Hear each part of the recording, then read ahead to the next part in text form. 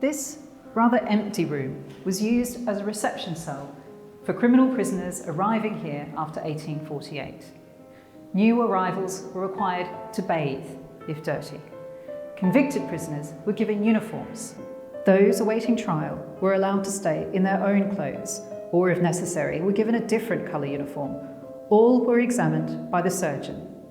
Finally, the personal details of each individual were recorded in the prison register. Prison registers were ledgers kept by jailers, keepers and turnkeys, which recorded the details of prisoners who had been delivered into their custody.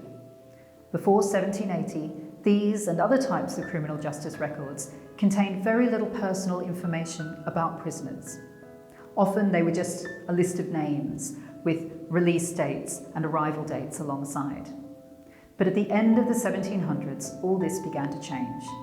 In 1791, the sheriffs of Middlesex and London invented the Criminal Register, a list of prisoners on remand at Newgate Gaol, which included information about age, birthplace, occupation, previous convictions, height, eye and hair colour of each individual listed therein. In 1794, the register was taken over by the Home Office, and it was later expanded to cover the rest of England and Wales. From 1810, information in the Criminal Register was used to produce national criminal statistics. This pattern continued through to the 1860s. Local officials, magistrates, prison governors, prison chaplains would think of new types of information to collect. Clerks at the Home Office would recognise the benefits of collection, and then orders would be sent to other jurisdictions to collect the same information. Criminal records, especially prison registers, became increasingly elaborate. This page from the Register of Convicts from the Sessions, kept by the Lincolnshire authorities between 1838 and 1874, shows details about the crime, trial and sentence for each convict committed to the jail, their physical characteristics and their personal history.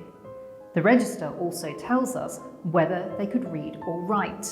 In other words, the education they had received before they came to prison. For example, Alec Johnson, a 26-year-old originally from Leicester who had worked as a brickmaker.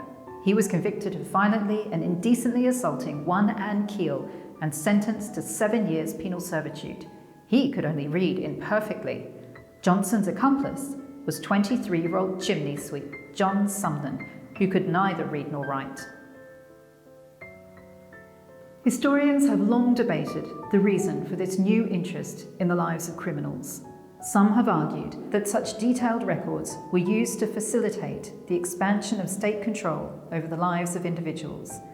Others have pointed to a growing desire among magistrates and prison officials to better understand the criminal and the causes of crime.